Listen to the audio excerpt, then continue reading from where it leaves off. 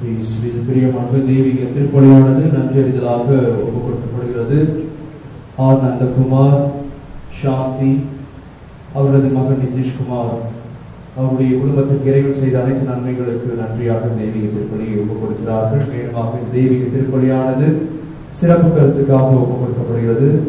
கடந்த 21ஆம் தேதி தனது 75ஆம் ஆண்டு பிறந்த நாளை சிறப்பித்த ஸ்டனிஸ் அருள்ராஜ் அவருக்கு நல்ல உடல் சுகத்தையும் நீண்டிய ஆயுளையும் தர வேண்டும் என்று மனைவி, மகள், பேரப்பிள்ளைகள் அனைவரும் தெய்வீக திருப்பலியிலே மன்றாடி ஜெபிக்கிறார்கள்.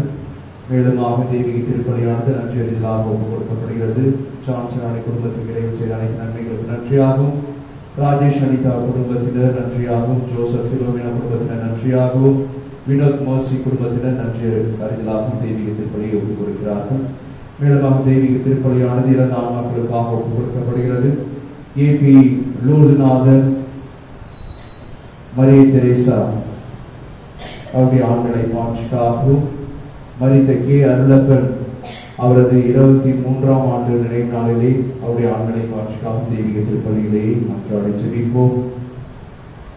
மேலுமாக ரங்கசாமி என்கின்ற அருளப்பன் இவருடைய 32ஆம் ஆண்டு நினைவு நாளிலே இவருடைய ஆண்களை மாற்றிக்காகவும் தெய்வீக திருப்பலியிலே மன்றாடி ஜெபிப்போம். இவர்கள் இந்த உலகத்தில் வாழ்ந்தபொழுது கடவுளுக்கு எதிராக, மனிதருக்கு எதிராக செய்த அனைத்து பாவங்களை இறைவன் மன்னித்து இவர்களுக்கு பேரின்ப வாழ்வு அளித்தது தெய்வீக திருப்பலியிலே பக்தியோடு மன்றாடி ஜெபிப்போம். இந்த மாலை வேளையிலே ஒரு ஆசிரியருடைய கணவர் இழந்திருக்கிறார். மாறாடை நிமித்தமாக ஆகியோருடைய ஆண்களை மாற்றிக்காகவும் தெய்வீக திருப்பலியிலே மன்றாடி ஜெபிப்போம். ஜான்சன் என்ற நபருக்கு இறைவன் நித்திரை மாற்றியவர்கள் மன்றாடுவோம். ஆண்டவரை எனக்கு செவிசாய்த்து என் மன்றாட்டை கேட்டருளும். என் கடவுளே, உம்மீது நம்பிக்கை கொண்டுள்ள உம் ஊழியனை மீட்டருளும். ஆண்டவரே, என் மேல் இரக்கமாயிரும். ஏனெனில் நாள் முழுவதும் உம்மை நோக்கி கூக்குரலிட்டேன். தந்தை, மகன், தூய ஆவியின் பெயராலே.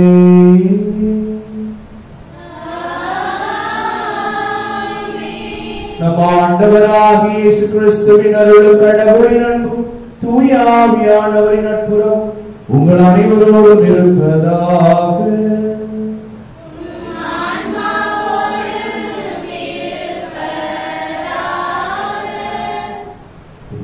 பிரியமானவர்களே, இந்த தெய்வீக திருப்பலியிலே நமது குடும்பத்திற்காக சிறப்பாக மன்றாடி ஜெபிக்கிறோம். நமது குடும்பத்தில் இருக்கக்கூடிய ஒவ்வொரு நபருக்காகவும் வேண்டுவோம். கடந்த வாரம் முழுவதும் நம்மை பாதுகாத்து வழிநடத்திய கடவுள் இந்த நாளிலும் கூட, வரக்கூடிய வாரத்திலும் கூட நிறைவாக ஆசீர்வதிக்க வேண்டும். இந்த கொரோனா தொற்று நோயிலிருந்து விடுதலை நம் ஒவ்வொருவருக்கும் தர வேண்டும் என்று இறைவனிடம் மன்றாடி ஜெபிப்போம். இந்த பரிசுத்த கல்வாரிகளை தகுதியான முறையில் ஒப்புக் கொடுக்க தடையா இருக்கக்கூடிய நம்முடைய பாவங்களை எல்லாம் நினைத்து பார்த்து இறைவனிடம் மனமருந்தி மன்னிப்பை வேண்டுவோம். எல்லாம் வல்ல இறைவனிடமும் சகோதரே சகோதரிகளே, நான் பாவியை ஏற்றுக்கொள்கிறேன். ஏனெனில் என் சிந்தனையாலும் சொல்லாலும் செயலாலும் கடமையை தவறியதாலும் பாவங்கள் பல செய்தேன். என் பாவமே, என் பாவமே, என் பெரும் பாவமே. ஆகையால் எப்பொழுதும் கன்னியான புனித மரியாதையும் வானதூதர் புனித அனைவரையும் சகோதர சகோதரிகளையும் நம்முடைய ஆண்டவரிடம் எனக்காக வேண்டிக் கொள்ள மன்றாடுகிறேன். எல்லாம் வல்ல இறைவன் அமைதி இரக்கம் வைத்து நம் பாவங்களை எல்லாம் மன்னித்து நமக்கு முடிவில்லா வாழ்வை அருள்வாராக.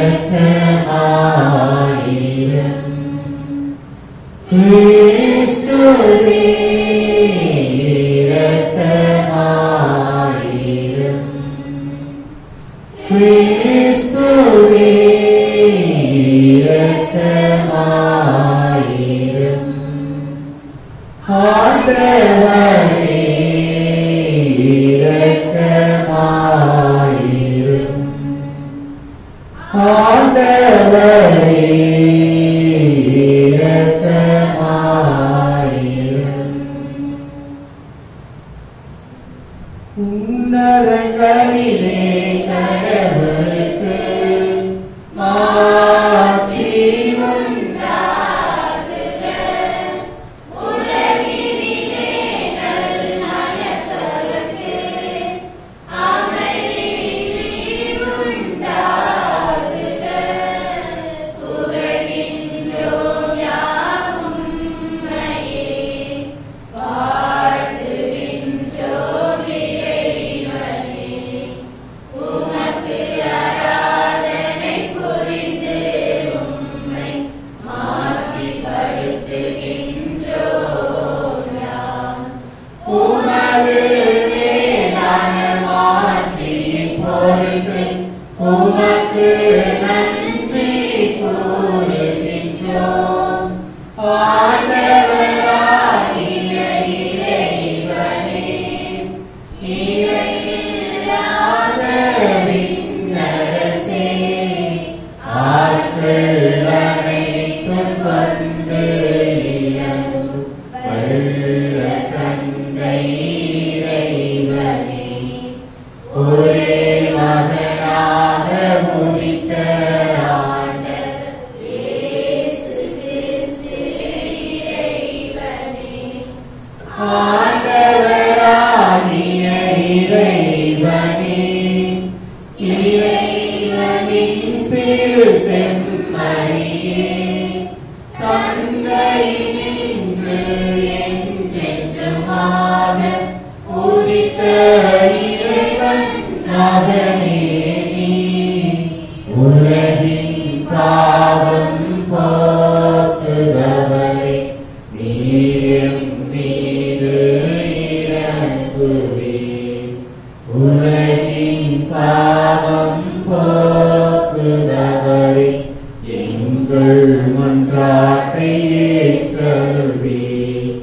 தந்தை வலப்பக்கம் வீற்றிருப்பவரே, நீ எம் மீது இறங்குவீர். ஏனெனில் இயேசு கிறிஸ்துவே, நீர் ஒருவரே தூயவர், நீர் ஒருவரே ஆண்டவர், நீர் ஒருவரே உன்னதர். தூய ஆவியோடு தந்தை இறைவன் மாட்சியில் இருப்பவர் நீரே.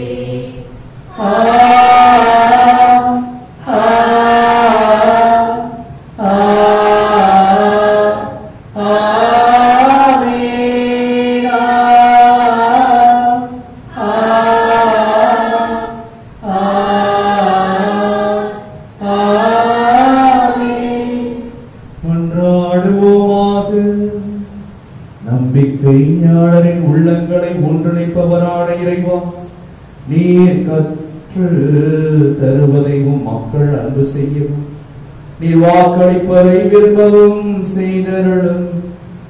அதனால் மாறி வரும் இவ்வுலக சூழலில் எங்கள் இதயங்கள் உண்மையான பேரின்ப உலகின் மீது என்றும் நாட்டம் கொள்ள செய்வீராக. உம்மோடு தூயாவின் ஒன்றிற்கு இறைவனாய் என்றென்றும் வாழ்ந்து ஆட்சி செய்கின்ற எங்கள் ஆண்டவர் உம் திருமகனுமாகிய இயேசு கிறிஸ்து வழியாக உம்மை மன்றாடுகின்றோம்.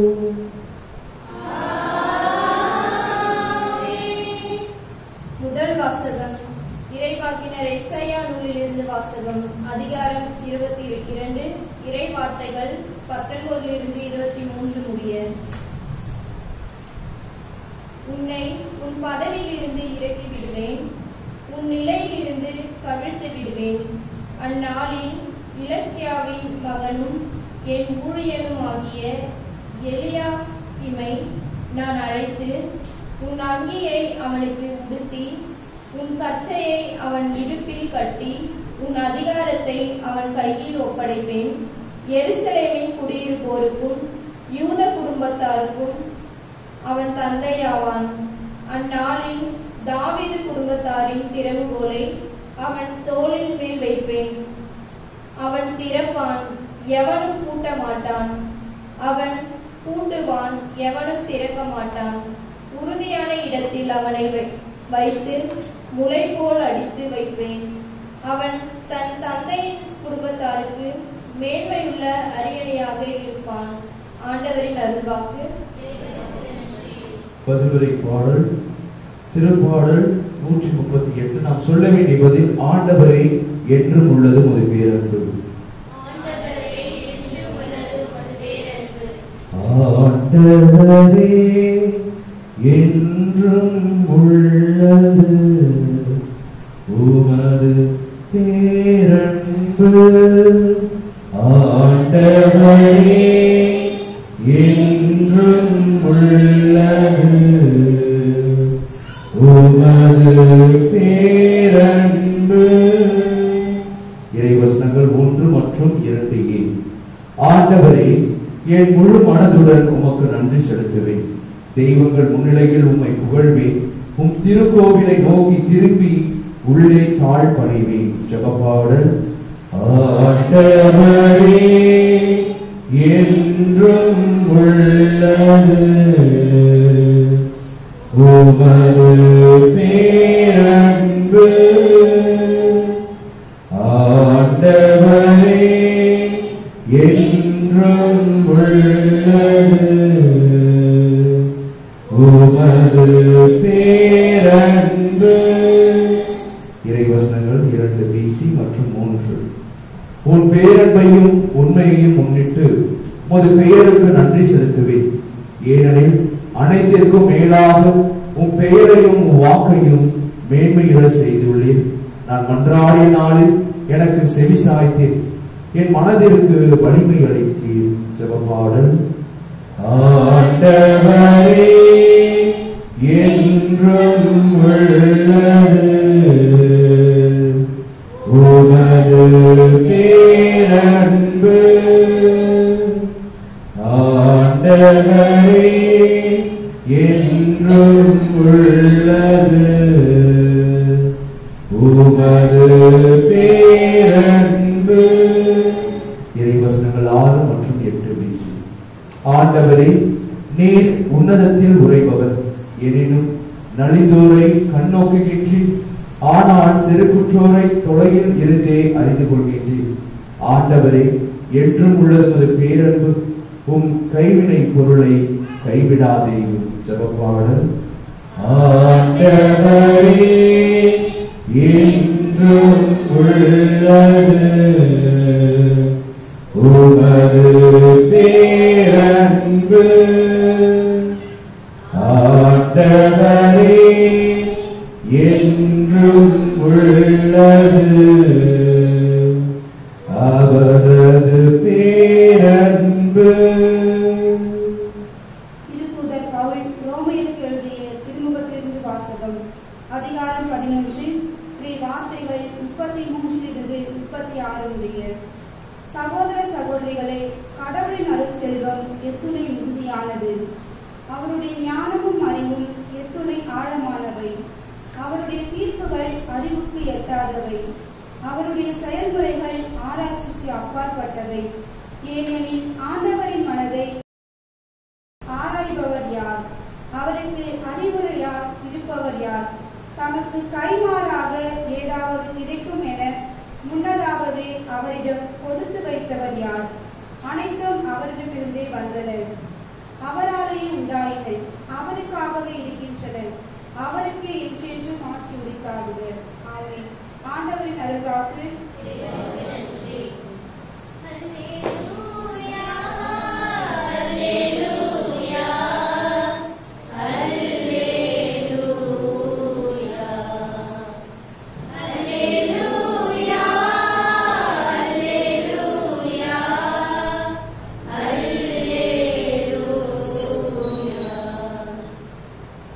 ஆண்டவர்களோடு இருப்பாராக.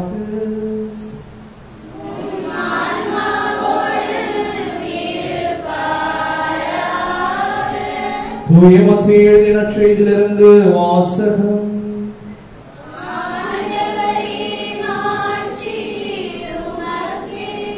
அதிகாரம் 16 இறை சொற்றொடர்கள் 13 முதல் 20 வரை. அக்காலத்தில் இயேசு பிலிப்பு செசரியா பகுதிக்கு சென்றார். அவர் தம் சீடரை நோக்கி, மானிட மகன் யார் என்று மக்கள் சொல்கிறார்கள் என்று கேட்டார். அதற்கு அவர்கள், சிலர் திருமுழுக்கு யோவான் எனவும், வேறு சிலர் எலியா எனவும், மற்றும் சிலர் எரேமியா அல்லது பிற இறைவாக்கினருள் ஒருவர் என்றும் சொல்கின்றனர் என்றார்கள். ஆனால் நீங்கள் நான் யார் என சொல்லுகிறீர்கள் என்று அவர் கேட்டார்.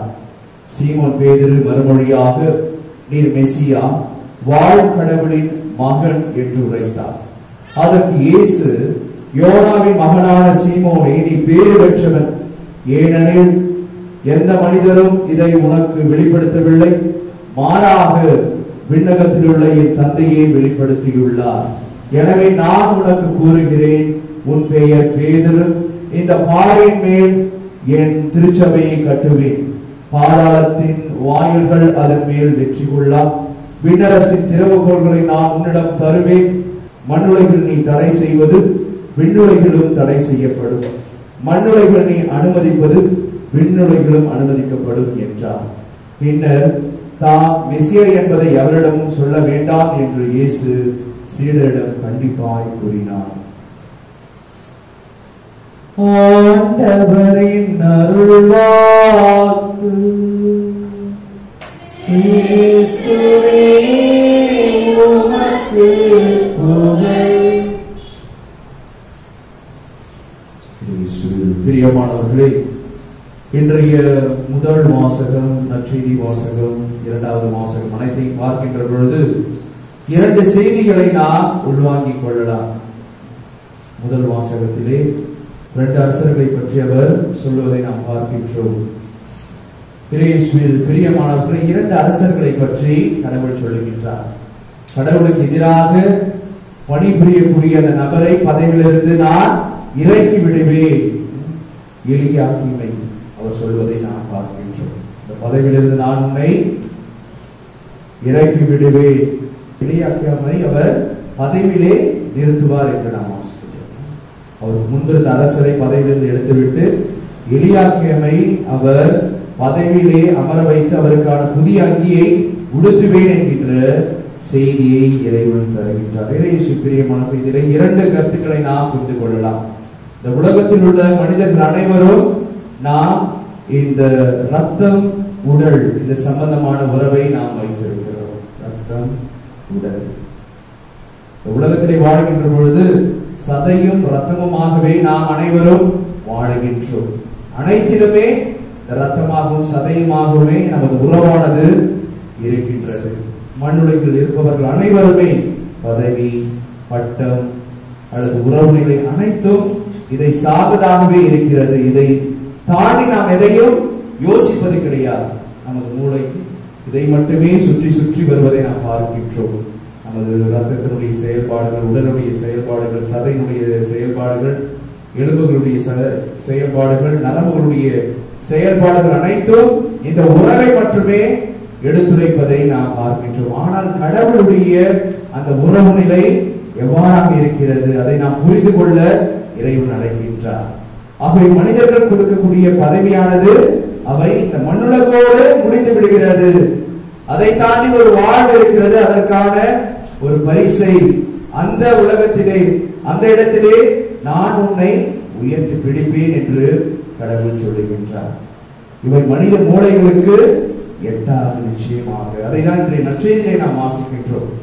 நான் யார் என்று இயேசு அனைவரிடமும் அறிந்து கொள்ள விரும்புவதை பார்க்கின்றோம். ஒருத்தர் சொல்றார், அவர் இறைவாக்கினர் அப்படின்னு சொல்றார். ஒருத்தர் அவர் எலியா என்று சொல்லுகின்றார். இவ்வாறாக ஒவ்வொருவரும் மாறி மாறி சொல்லுகிறார்கள். அனைவருக்கும் தெரிந்த உறவு இந்த ரத்தம் சதையுமான அந்த உறவிலிருந்த பதிலையே அவர்கள் சொல்லுவதை பார்க்கின்றோம். ஆனால் சீமோன் பேதுரு, நீ என்னை யார் என்று சொல்லுகிறாய் என்று சொல்வதற்கு அவர், நீர் மெசியா வாழும் கடவுளின் மகன் என்று சொல்வதை பார்க்கின்றோம். இந்த பதில் அனைத்து பதிலையும் விட சற்று வித்தியாசமாக இருக்கிறது. ஏனென்றால் கடவுளுடைய உறவு நிலையிலிருந்து இந்த பேதுரு தனது பதிலை சொல்லுவதை பார்க்கின்றோம். நமது மூளைக்கு எட்டாத பதிலை நமது ரத்தத்திற்கும் சதைக்கும் எட்டாத பதிலை இவர் சொல்லுவதை பார்க்கின்றோம். ஆகவேதான் அவருக்கான பரிசை கடவுள் தருகின்றார். திறவுகோலை கொடுப்பதை பார்க்கின்றோம். உன் பெயர் பேதுரு அல்ல, மாறாக உனது பெயர் பாறை என்கின்ற ஒரு புதிய பெயரை அவருக்கு வழங்குகின்றார். ராக். எல்லாருக்கும் WWF ராக் தான் தெரியும். ராக் என்றால் பாறை. பாறை மீது நீ எனது திருச்சபையை கட்டுவாய், அதற்கான திறவுகோலை நான் உனக்கு தருகிறேன் என்கின்ற பெரிய பரிசை கடவுள் அவருக்கு தருவதை பார்க்கின்றோம். ஆக இந்த இறை ஞானம் எப்படி பேதுருக்கு வந்தது? சாதாரண ஒரு மீனவ குடும்பத்தை சார்ந்த ஒரு மகன். காலையில் சென்றால் மாலையில் தான் அவர் படகிலே அவர் வீடு திரும்புவார். அந்த மகனுக்கான ஞானம் எப்படி கிடைத்தது? அவர் கடவுளிடம் வைத்திருந்த அந்த பேரன்பு, கடவுள் மீது வைத்திருந்த அந்த விசுவாசம் தான் அனைவருடைய பதிலையும் காட்டிலும் சற்று வித்தியாசமான பதிலை இவர் கொடுக்க அவருக்கு உதவியாக இருந்தது. இயேசு பிரியமானவர்களே, சதையையும் ரத்தத்தையும் தாண்டி கடவுளோடு அவர் கொண்டிருந்த அந்த உறவு நிலை. ஆகவே பல்வேறு தருணங்கள் இந்த விண்ணுலகிலே இந்த மண்ணுலகிலே இருக்கக்கூடிய உறவு நிலையோடு நாம் நின்று விடுகிறோம். தாய், தந்தை, நண்பர்கள், உடன் பிறந்தவர்கள், ஊர்காரர்கள் என்று நாம் நின்று விடுகிறோம். அந்த ரத்தத்தோடும் சதையுமோ அதை தாண்டி பேதுவை போல நாம் வெளியே செல்வதில்லை, கடவுளை தேடுவதில்லை, இறைவார்த்தை படிப்பதில்லை, கடவுளோடு ஒன்றிணைவதில்லை. அவ்வாறாக ஒன்றிணைகின்ற பொழுது நமக்கான பரிசை கடவுள் எவ்வாறாக பேருக்கு திருச்சபை வழிநடத்துவார் என்று கொடுத்தாரோ அதே போல நமக்குமான அந்த ஆளுமையை தருவார். பிள்ளைகளை வழிநடத்தக்கூடிய அந்த ஆளுமை, பிள்ளைகளை நெறிப்படுத்தக்கூடிய ஆளுமையை தருவார். ஒரு தாய் தந்தையராக எவ்வாறாக தலைமை பண்பை நாம் பெற்றுக்கொள்ள வேண்டும் என்கின்ற தன்மையை தருவார், சகிப்பு தன்மையை தருவார், பொறுமையை தருவார், பிறர் நலத்தை நமக்கு அவர் ஊட்டி வளர்ப்பார். இவ்வாறாக கடவுளுக்குரிய ராஜ்யத்தை அந்த பேதுரு தேடியது போல நாமும் இன்று தேட அழைக்கப்படுகின்றோம். பிரியமானவர்களே, இன்று இந்த கொரோனா தொற்று நோய்க்கு அனைவரும் முழந்தாட்படுகிட்டு இருக்கிறோம். எண்ணற்ற நபர்கள் அனைவரும் எவ்வளவு பெரிய ஆளா இருந்தாலும் கொரோனாவுக்கு முழந்தாட்படுகிட்டு இருக்கிறோம். ஆனால் அந்த நோய் கற்றுத்தந்த பாடத்தை நாம் யாரும் கைவிடவில்லை. அது அப்படியே இழுத்துதான் பிடிச்சிருக்கிறோம். நம்ம மத்தியில் இருக்கக்கூடிய அனைத்து வேறுபாடுகளும் அநீதியான ஒரு தன்மை கொண்டவர்களாக இருக்கிறோம். பாகுபாடோடு வாழ்ந்து கொண்டிருக்கிறோம். உயர்ந்தவர், தாழ்ந்தவர், பணக்காரர், ஏழை, உயர் குடியினர், தாழ்ந்த குடியினர், சிட்டியில் இருக்கிறவங்க, வில்லேஜில் இருக்கிறவங்க, அவர்கள் மத்தியிலே எண்ணற்ற நிலகுலம் இருக்கிறது. படித்தவர், படிக்காதவர், என்னிடத்திலே ஒன்றுமில்லை என்று நம் மத்தியிலே இந்த பிரிவினை கொள்கைகளை கொண்டு வாழ்ந்திருக்கிறோம். இது சதையும் ரத்தமும் கொடுக்கக்கூடிய பாடம், கடவுளுக்கு பிடித்தமான ஒரு பாடம் அல்ல. கொரோனா தொற்று நோய் நிமித்தமாக நமக்கு ஒரு பாடமானது கற்பிக்கப்பட்டது. ஆனால் அதை நான் ஏற்றுக்கொள்ள தயாராக இல்லை. நான் சதையும் ரத்தமும் போலதான் இருப்பேன் என்று நான் ரொம்ப டைட்டா அதை பிடித்துக் கொண்டிருக்கிறோம், இறுக்கி பிடித்துக் கொண்டிருக்கும். அதிலிருந்து வெளிவர வேண்டும் என்கின்ற அழைப்பை இன்று சீமோன் பேதுரு வழியாக கடவுள் நமக்கு தருகிறார். அவ்வாறாக இந்த அநீதியான சமுதாயத்திலிருந்து வெளிவருகின்ற பொழுது, இந்த சதையும் ரத்தமுமான சமுதாயத்திலிருந்து வெளிவருகின்ற பொழுது பேதுருவை போல நீ உயர்ந்த இடத்திலே வைக்கப்படுவாய். இன்று திருச்சபையை ஆளக்கூடிய ஒரு தலைவராக அன்று பேதுருவை கடவுள் திருச்சபைக்கு தந்தது போல நம் அனைவரையும் நிச்சயமாக ஒரு சாட்சிகளாக ஒரு உயர்ந்த இடத்திலே நம்மையும் நமது பிள்ளைகளையும் வைப்பார். அதற்கு நாம் செய்ய வேண்டிய காரியம், நாம் இந்த உலக சம்பந்தமான காரியங்களை எல்லாம் விட்டுவிட்டு கடவுளை தேட வேண்டும். முதலில் எனது ராஜ்யத்தை தேடுங்கள் என்று கடவுள் சொல்வதை நாம் விவிலியத்திலே வாசிக்கின்றோம். அழிந்து போகும் உணவுக்காக, அழிந்து போகும் மனிதர்களுக்காக நீங்கள் வாழாமல் என்றும் அழியாத கடவுளுக்காக நீங்கள் வாழுங்கள். நீங்கள் அழிவில்லாமல் வாழ உங்களுக்கு நான் உறுதுணையாக இருப்பேன் என்று கடவுள் சொல்லுகின்றார். ஆகவே இத்தகைய அழியா கடவுளை உள்வாங்கியவர்களாக என்றுமே பிறருக்கு சாட்சியாக கடவுளோடு நெருங்கிய உறவு நிலையிலே வாழ்வோம். இறைவன் நம்மையும் அந்த பேதுருவை போல உயர்த்துவார். நமது பழைய அந்த நிலையிலிருந்து நம்மை கீழே இறக்கி இன்றைக்கு முதல் வாசகத்திலே வாசிக்க கேட்டது போல நமக்கான அற்புதமான ஆடையை உடுத்தி அரியணையிலே நம்மை அமர வைப்பார். இரண்டாம் வாசகத்திலே வாசிக்க கேட்டது போல அவ்வாறாக செய்கின்ற பொழுது, கடவுளை நாம் புகழ்ந்து கொண்டே இருக்கின்ற பொழுது, கடவுளுடைய ராஜ்யத்தை நாம் தேடிக்கொண்டே இருக்கின்ற பொழுது நமக்கு அனைத்து ஆசீர்வாதங்களும் மேலிருந்து கொடுக்கப்படும். ஆகவே இந்த கீழுலகம் தரக்கூடிய சிற்றின்பங்களுக்கு பின்பாக செல்லாமல் நாம் என்றுமே நிலையான இன்பத்தை தரக்கூடிய இறைவனை நோக்கி செல்லுவோம். இறைவன் நம்மையும் நமது குடும்பத்தையும் ஆசீர்வதிப்பார். ஆமென். அனைவரும் எழுந்திருந்து நமது விசுவாசத்தை அறிக்கையிடுவோம்.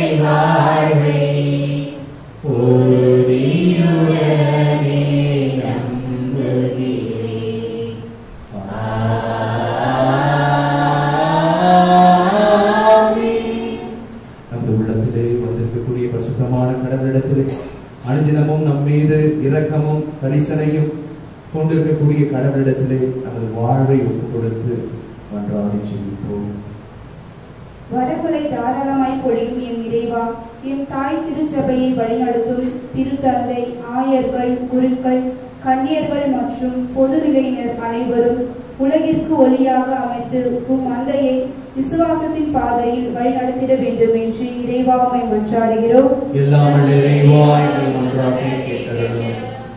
நல்லாயினே எம் இறைவா, எம் நாட்டை ஆளும் தலைவர்கள் அனைவரும் தாராள மனமுள்ளவர்களாகவும் மக்கள் நல பணியாளர்களாகவும் இருந்து தத்தம் பதவிகளை பொறுப்புள்ளவர்களாக பணியாற்ற வேண்டும் என்று இறைவா உம்மை மன்றாடுகின்றோம்.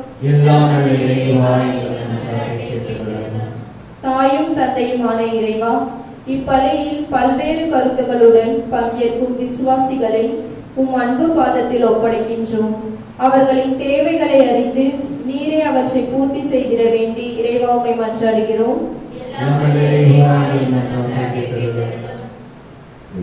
பிரியமானவர்களே,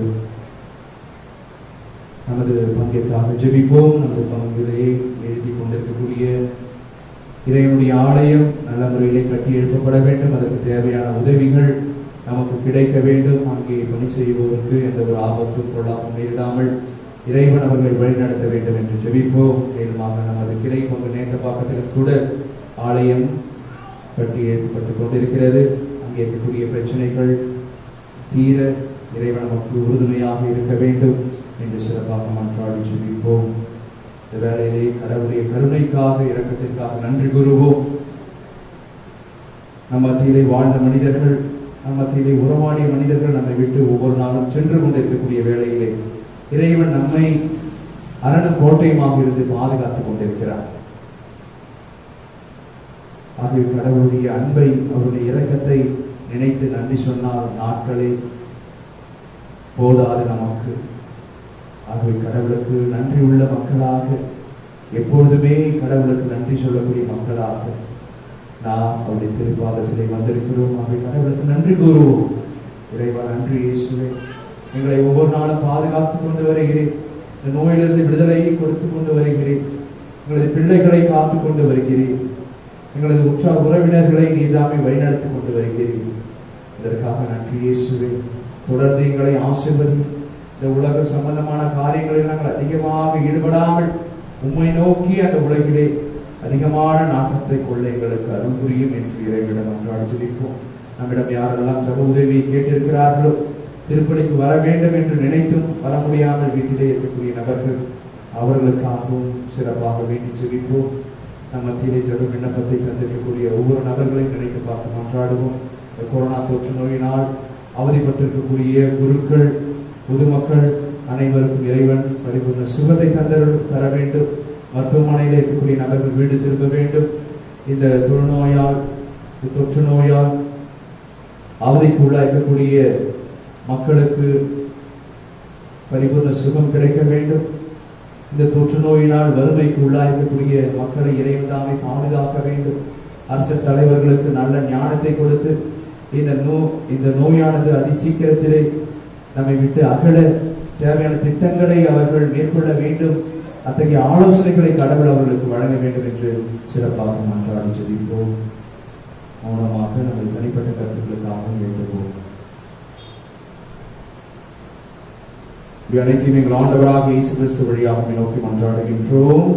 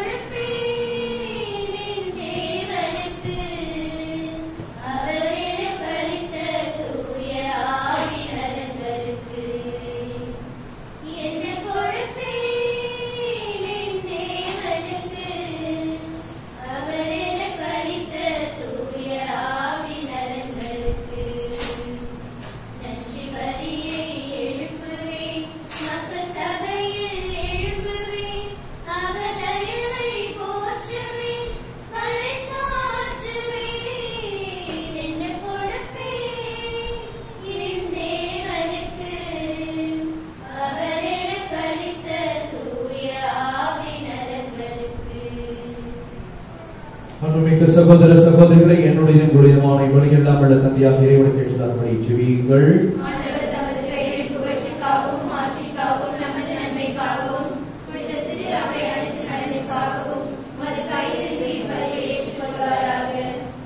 ஆண்டவரே, ஒரு முறை ஒப்புக் கொடுக்கப்பட்ட ஒரே வழியினால் உமக்கென மக்களை சொந்தமாக்கிக் கொண்டீரே. உமது திரு அவையில் ஒற்றுமை, அமைதி ஆகிய கொடைகளை எங்களுக்கு கனிவுடன் அருள்வீராக. எங்கள் ஆண்டவராகிய இயேசு கிறிஸ்து வழியாக உம்மை மன்றாடுகின்றோம். ஆண்டவர் உங்களோடு இருப்பாராக.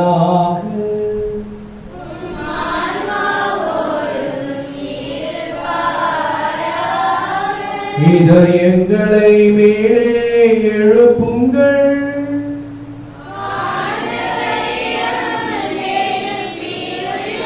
நம் இறைவனாகிய ஆண்டவருக்கு நன்றி கூறுவோம்.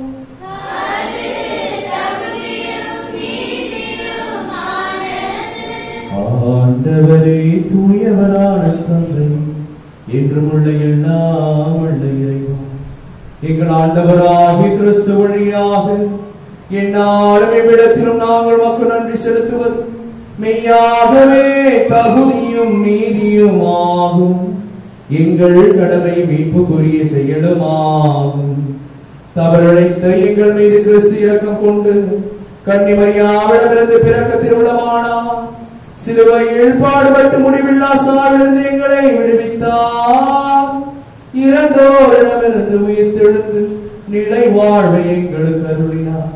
ஆகவே வானதூதர் முதன்மை வானக தூதரோடு அரியணையில் அவரோடு தலைமை தாங்குவோரோடு வான்படைகளின் அணிகள் அனைத்தோடும் சேர்ந்து நாங்கள் உமது மாட்சியை புகழ்ந்து பாடி உம்மை போற்றுவதாவது.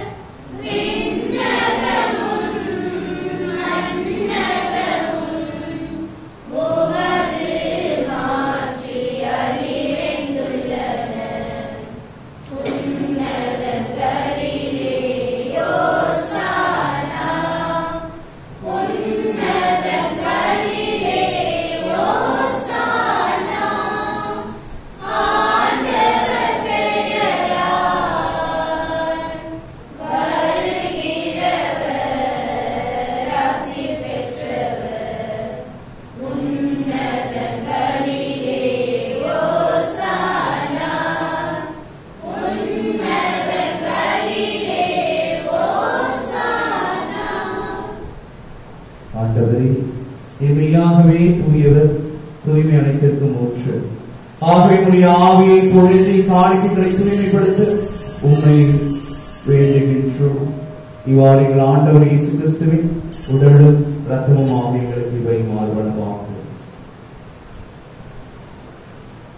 அவர் பாடுபட உடல் கணிந்து தம்மை கையளித்த போது அப்பத்தை எடுத்து நன்றி செலுத்தி அதை பிட்டு தம் சீடர்களுக்கு அளித்தருளார். இயேசு கூறியதாவது, அனைவரும் இதிலிருந்து பெற்று உண்ணுங்கள். ஏனெனில் இது உங்களுக்காக கையளிக்கப்படும் என் உடல்.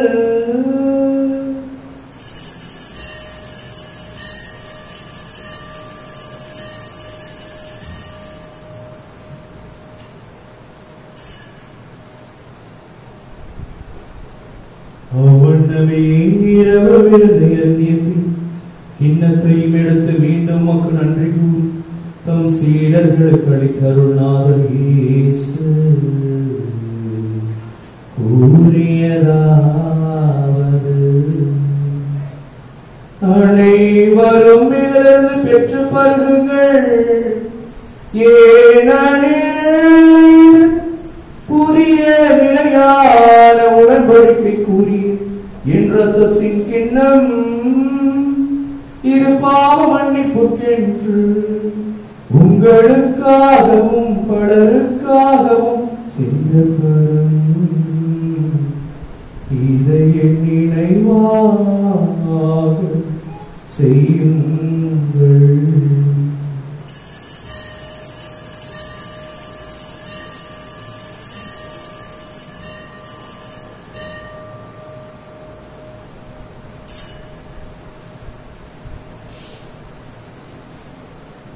நம்பிக்கையின் மறைபொருள்.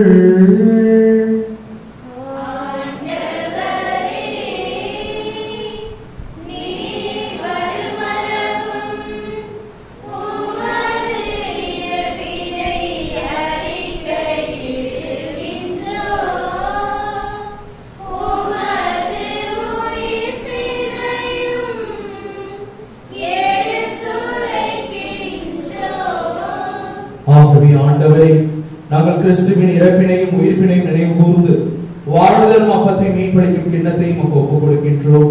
உம் திருமுன் நின்று மக்கு ஊழியம் புரிய தகுந்தவர்கள் எங்களை ஏற்றுக்கொண்டு எனவே மக்கு நன்றி செலுத்துகின்றோம். மேலும் கிறிஸ்துவின் உடலிலும் ரத்தத்திலும் பங்கு கொள்ளும் எங்களை தூய ஆவியார் ஒன்று சேர்க்க வேண்டும் என உம்மை தாழ்மையுடன் மன்றாடுகின்றோம். ஆண்டவரை உலகெங்கும் பரவிருக்கும் ஒரு திரு அவை நினைவு கூர்ந்தருளும். எங்கள் திருத்தந்தை பிரான்சிஸ், எங்கள் பாசமிகு மக்களாகிய நீதிநாதன், எல்லா திருநிலையினராகிய அனைவரோடும் ஒரு திரு அவை அன்பில் நிறைவேற செய்தருளும்.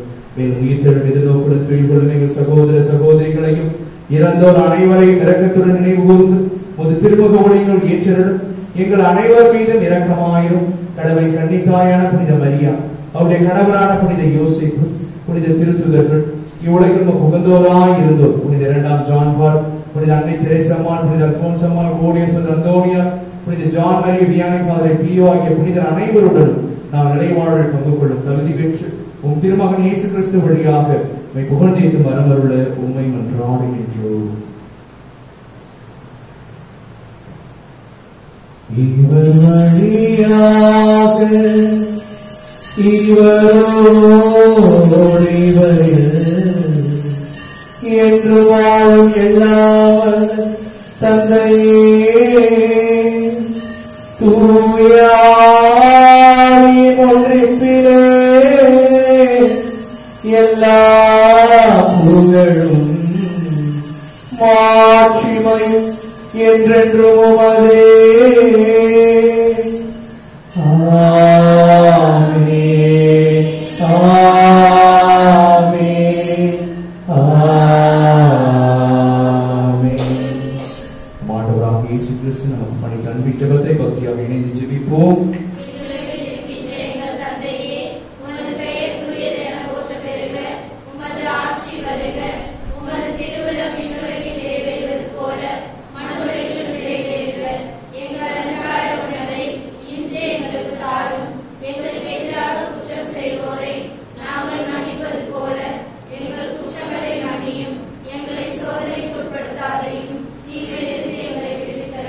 ஆண்டவரே, தீமை அனைத்திலிருந்து எங்களை விடுவித்து எங்கள் வாழ்நாளில் அமைதியை கனிவுடன் அருளும் எங்கள் நாடுகின்றோம். அது இரக்கத்தின் உதவியால் நாங்கள் பாவத்திலிருந்து எப்பொழுதும் விடுதலை பெற்று யாதொரு கலக்கமும் இன்றி நலமாய் இருப்போமாகும். நாங்கள் எதிர்நோக்கி இருக்கும் பேரின்பத்திற்காகவும் மீட்பராகிய இயேசு கிறிஸ்துவின் வருகைக்காகவும் காத்திருக்கின்றோம். ஆண்டவராகிய இயேசு கிறிஸ்துவே, அமைதியை உங்களுக்கு விட்டுச் செல்கிறேன், என் அமைதியை உங்களுக்கு அளிக்கிறேன் என்று உன் திருத்துதர்களுக்கு மொழிந்தீர். எங்கள் பாவங்களை பாராமல் ஒரு திரு அவை நம்பிக்கையை கண்ணோக்கி ஒரு திருவிழத்திற்கு ஏற்பதற்கு அமைதியும் ஒற்றுமை அளித்தருள்வீராக. என்றென்றும் வாழ்ந்து ஆட்சி செய்கின்றவர் நீரே. ஆண்டவருடைய பரிசுத்தமான உன்னதமான அமைதி உங்களோடும் உங்கள் குடும்பத்தோடும் என்றும் நிலைத்திருப்பதாக.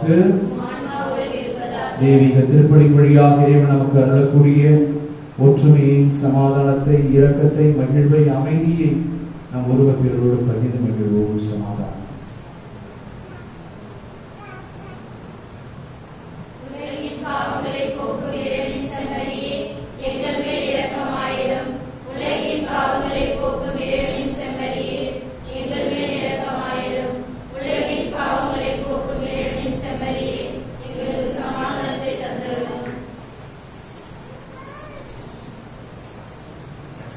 இதோ நம் ஆண்டவராகிய இயேசு கிறிஸ்து என்றும் வாழும் எல்லா வல்ல இறைவன், உனது பாரத்தை என் மேல் வைத்துவிடு, கலங்கி தவிக்காதே, நான் உனது தேவனாய் இருக்கிறேன். இந்த மண்ணுலக வாழ்வை விட்டுவிட்டு இதோ என்னை நோக்கிய ராஜ்யத்தை நோக்கி வா என்று அழைக்கக்கூடிய பரிசுத்த கடவுள் நமக்கு எழுந்தருளி வந்திருக்கிறார். நமக்கான புதிய வாழ்வை வழங்க, நமக்கான புதிய வழியை காட்ட இறைவன் எழுந்தருளி வந்திருக்கிறார். இந்த செம்மறியின் திருவிருந்துக்கு அழைக்க பெற்ற நம்ம ஒவ்வொருவரும் பேறு பெற்றோம்.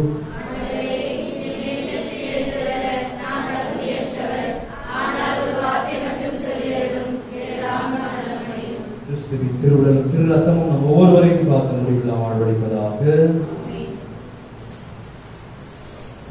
உன்னோடு நான் விருந்துண்ண வேண்டும், உன் வீட்டில் நான் குடிகொள்ள வேண்டும், உன்னன்பில் நான் உறவாட வேண்டும், உன்னோடு நான்.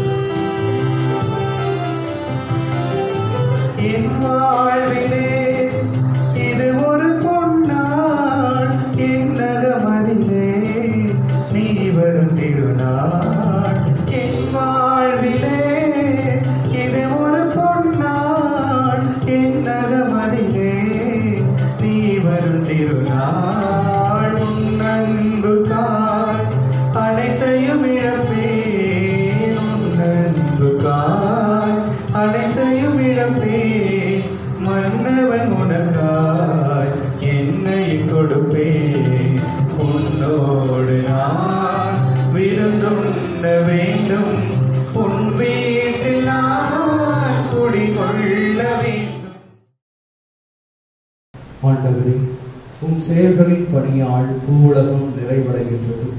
அதனால் பூவுலகில் இன்று உணவு அளிக்கின்றேன், திராட்சை ரசம் மனித இதயத்தை மகிழ்கின்றது. நன்றி கூறி மன்றாடுவோமாக.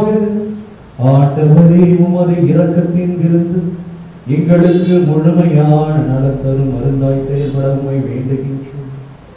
அதனால் நாங்கள் உமது இரக்கத்தில் முழுமையாக நிலைத்திருந்து அனைத்திலும் உமக்கு உகந்தவர்களாக இருக்க தகுதி பெறுவோமாக. எங்கள் ஆண்டவராகிய இயேசு கிறிஸ்து வழியாக உம்மை மன்றாடுகின்றோம். ஆண்டவரோடு இருப்பாராக.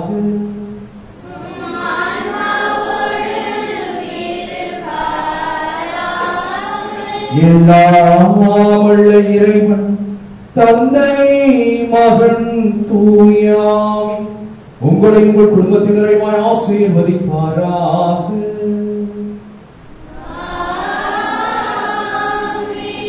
இயேசுவின் அன்பில் நிலைத்து வாழ்ந்து விண்ணக ராஜ்யத்தை தேட சென்று வாருங்கள். வாழ்க்கை வழி தொடரட்டும்.